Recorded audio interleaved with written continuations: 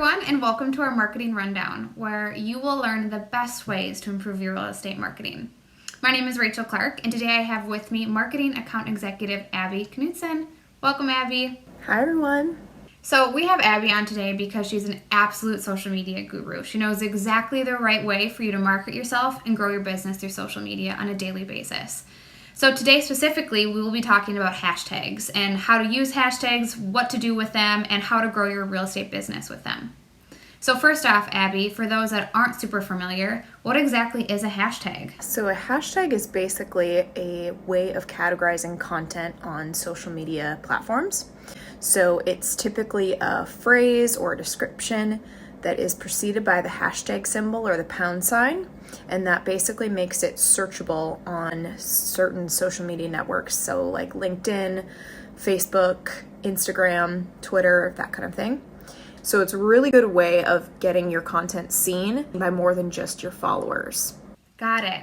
And what is the benefit of using hashtags on your social media posts? Why do you take all of that time to add them onto them?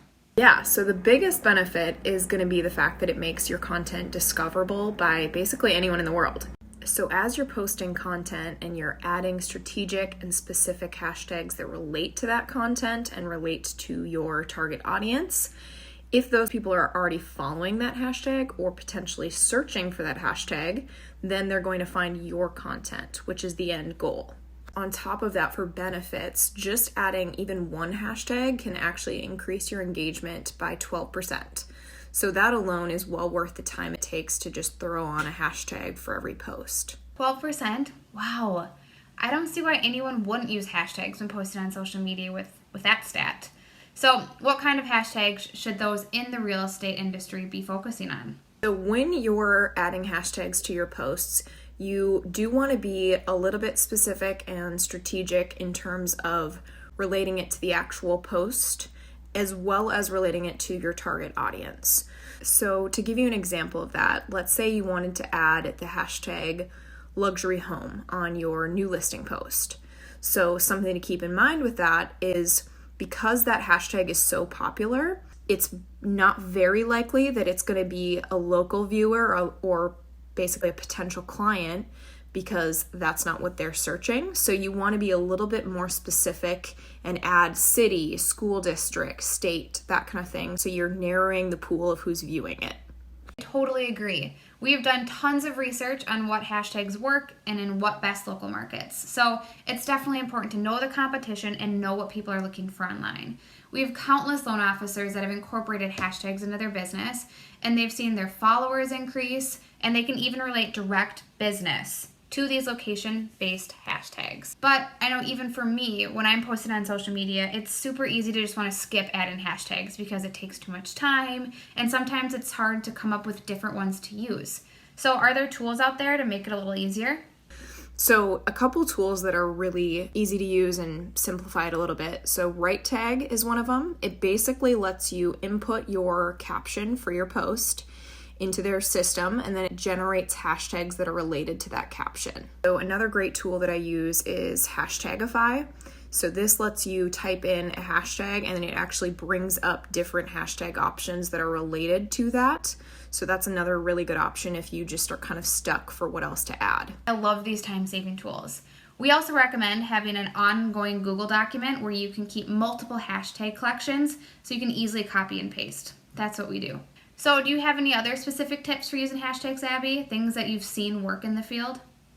Absolutely, yeah. So the best practices that I would advise to follow, the first one is going to be always make sure that you're adding hashtags that are actually related to the topic that you're posting about. So this is something that most social media platforms view pretty harshly. So they will actually basically punish you if you're adding hashtags that are not related to your topic by not bringing them up to as many people. So it's one thing that you for sure want to make sure you're on top of, that you're not adding just any hashtag that looks like it might work or that's getting a lot of views just to add it. So make sure that you stay on topic. The other thing that I like to note is you want to avoid adding too many hashtags.